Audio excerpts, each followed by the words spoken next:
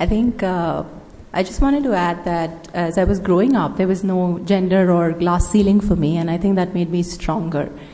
Much like, a lot of parents, my mom taught me a lot of Bhagavad Gita when I was young. It was not esoteric in our household.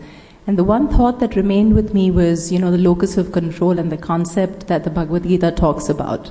So I think in our society today, and it's not just India, but across the world, women are very happy to give the locus of control outside.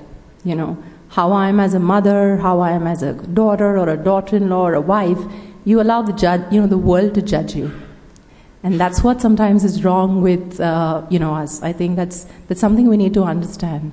When you get up in the morning, if you're able to face up the mirror and say, yes, I've achieved what I wanted to, and when you're able to sleep and say, I'm going to dream bigger and I'm going to wake up and achieve it, then I think all the world resources will come to your support and make you achieve that. So I think the locus of control, if you are just able to keep that within your heart, and that's one of the things that I've tried to say in my essay, that where you work or whichever family you are in, you need to have stakeholders who understand this. And your identity is not just a visiting card. To me, being a CEO or a leader or a chairman is something that happens to you in life as you grow. But you ultimately remain what you are, and those are the relationships that should be most important. Because if you are successful with your relationships at home, only then you can achieve success at work, according to me. That's, simple. The other thing I learned a lot from another leader is Howard Schultz. He runs this amazing company called Starbucks, which is probably the only retailer in the world who in the brick and mortar makes amazing amount of money and has an amazing customer base. And the one thing he always tells us is, demonstrate your vulnerability. Although he's a guy, he's not afraid to bring real problems to the table, whether it's 2008 and, shutting some stores to train people or calling, whatever shots it is about the US government. I think expressing the reality, whether it's business, political or societal, is very important. So demonstrating vulnerability, apologies for, crying because I don't know how long I'll have my mom, but she's always inspiring to me. So thank you. Well, I wish I had as many people working for me as you demonstrate, Avni, because if you have embraced this issue of demonstrate your vulnerability so well, wow, that's some learning. So thank you for taking us down that path. Now, what I'm going to just ask the panelists to step in any order, but the overriding question we get asked at all the events and from some of you individually has been, so what are the tricks of the trade that allow for this great thing called work-life balance? Is there something called work-life balance? Women cannot have it all, said a very famous lady, Indra Nui. Or can they? So what are these tricks of the trade? Yes, we understand time management. We understand choose your husband well. We understand get the support systems. But what is it that made it work for you as you look to balance this, being a great person at home, a great wife, a great daughter-in-law, and also good at what you do, whether it's a company you run or a company you work for? So over to any of you in whichever order. Who wants to go first?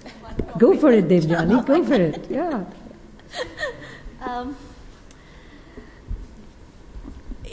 What I'm trying to, and I'll be very honest here, what I'm really trying to work on is work-life integration. Because for me, that's a better way to come to terms with the whole work-life balance myth. But, the one thing I've found useful is to figure out at any point in time, what is that one thing that is most important to me? And that can change. For example, if I'm working on a really important plan, say investments in India or something like that, and I need to drive that to the finish line, for those few months, that becomes the most important thing to me. And I make sure that people around me are aware that this is really important. I will have to dedicate time to make it happen. When there are special days at home, family, someone's sick at home, mom's sick, the one thing that's most important to me is that. And I make sure my office is aware that, hey, this is really important to me. I need to be there for it. So we'll have to figure out. Honestly, that's how I survive. I take it one step at a time, and that's how I survive.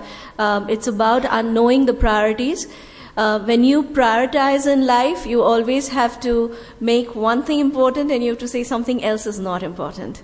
And once you do that, you cannot keep getting yourself into the guilt trap because you've said this is not important. You can't. And that's usually what we do. So one of the things I've taught myself to do is once I've made up my mind about the priority, then that's it.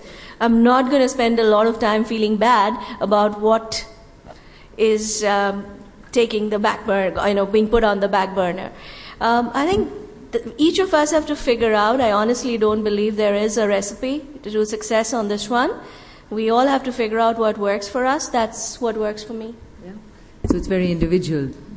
Jyoti? Yep. I'm going to actually just take it up from where Devyani left, and it is a decision that you have to take at that point of time. What is more important? There is no recipe. Truly speaking, there isn't. And each individual faces different moments in life, different situations in life. It is at that time, what is the most important thing that you have to do? You obviously can't be everywhere. So take a decision which you think is correct for that point, and then do not have any guilt pangs afterwards. So I'm just taking it up from Devyani. So how to live with guilt? Everybody here acknowledges that they have felt the guilt. So if you feel guilty, don't feel bad about it. It is absolutely okay. It's how you tackle that guilt, and do you allow it to kill you and overwhelm you is what becomes the issue. So others, any thoughts? Well, a bit of guilt is okay. Yeah. A bit of guilt is good. I think balance is something, it's a lovely thing to strive for. We all do. I think it just shouldn't become your goal. Because, you can feel in balance in a second, it's transient, and next minute you don't. So that's okay too. To actually, to look for balance is important, to prioritize is important. But, when you have a small child, it doesn't matter what you prioritize. If the child is sick, things will go out of the window. What you really need to do is to figure out, how you're going to cope and not go crazy. And that's where everything around you really helps a lot. But yes, you do everything that Naina talked about and that Debjani talked about. You prioritize, you take one step at a time, you look for balance. But it's what you do in that instant which really matters. And I think, as Jyoti was saying, it's really that one instant that decides what's going to happen to you. So, Kritika? Sure. So, I agree. Balance is, the 90s, and it really is about integration, I spoke about the power of the and that's, to me, all about integration. And by the way, I know that you can't push it all the way to you can have it all, but you can certainly actually do a lot more by doing the power of the and. I remember, after, again, Arya, my second child, was born, I couldn't volunteer on a regular basis, and it was getting to me because it was something that I'd done all my life. So again, using the power of the and, I found this incredible organization that let you volunteer on the go, sign up for 2 hours here, 2 hours there as you had time. So from the time she was 3 months old, I took the kids with me. We were in soup kitchens, peeling onions, giving away bananas. We were teaching English as a second language. I think it reminds me, so starting that journey early on, going into the lawyer's office will be, the next few steps. And it was incredible for them, and it was incredible for me. So think about integration, because at any one point of time, as I sit here and talk to you, one, I am a full-time mom. I'm never not a mom. I am a full-time mom, a full-time wife, a full-time daughter, and a full-time employee. It's about finding out what's most important at that point of time and trying to combine things as much as possible. If I have a love for travel, I'm just back, by the way, from a month off. Facebook has this incredible policy that allows us to take a month off after every 5 years of service. I did that, and I said, in that 1 month, it's going to be 1 week for my girls, 1 week for my parents, 1 week for my husband, and 1 week for myself, right? And by the way, the month goes by so quickly. But during my time with my husband, we did travel. So if you want to travel, see how you can combine multiple different goals and strike off many items of your bucket list. And the last thing that I leave you with is communicate. And it is so important to talk about what your goals are. I think that was a common theme that came up, but it really helps in your balance too. If I'm going into an incredibly busy time at work, my family knows that. And it's incredible how my children adjust. Even when I'm putting them to bed, they'll ask me, Mom, do you need to wake up and go do work after this? And if I say yes, if they see me flagging off and dropping off to falling asleep while I'm putting them to bed, they're like, Mom, wake up! You have some work to do. Wake up and go do your work. So communicate. The times where we said, this is my work, this is my life, that's not the world today. Communicate your work goals to your family, your personal goals to your work. So Kritika, that strikes such a chord in me because the communicate bit is quite important in that I was an investment banker. I would wake up at 6 in the morning to Hong Kong time and conference calls and wind up past midnight to the US conference calls.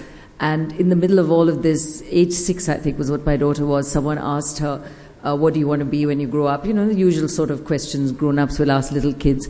And this little kid absolutely destroyed my life, saying, I know I don't want to be like my mom. She's always on the phone.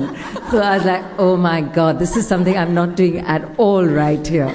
So I began to talk to her about my work. And in fact, for every deal I was pitching for, every deal won, every deal lost became a deal won or lost by the family.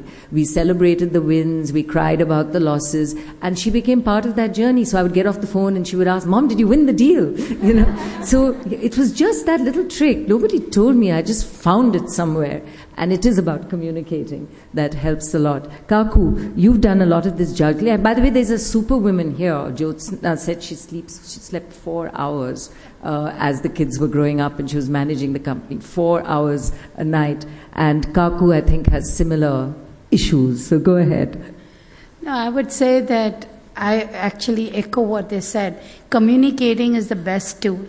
People need to know what you're thinking. There'll be sometimes people will think, especially when I married into a new family, which was not the same community. So I had to explain why I'm doing this. And it's a question of repeating yourself and not losing patience. Once people accept you, they will actually join you. And I think that is the single biggest power. And I have seen that, there were tough times. Now I'm going through easy times slightly because my son's grown big. But there were times when my whole office knew when my final exams of my son were. Like I made it sure from 1 month before, I'm not going to be there, I'm not going to be there. And I used to write papers in the morning, come in the afternoon, do the work, go back by 6:30. But it's more about people knowing that, she is not going to pick up the phone now. At the same time, I think my husband may have the maximum complaints that I don't pick up his phone at times. Maybe I can do a better job, but the support at family has always been very, very helpful. And that can be only gathered by, you cannot be the boss everywhere. I realize that. My mother-in-law is the boss at my house. And I don't really, worry about it because she is helping me keep it going to reach where I am. If I had thought I want the same thing at home the way I have in office, then I don't think I would have got so much love and care where she really actually says, you know what, Kaku, you're going today, you better do this and come back. So, it's just about gaining trust.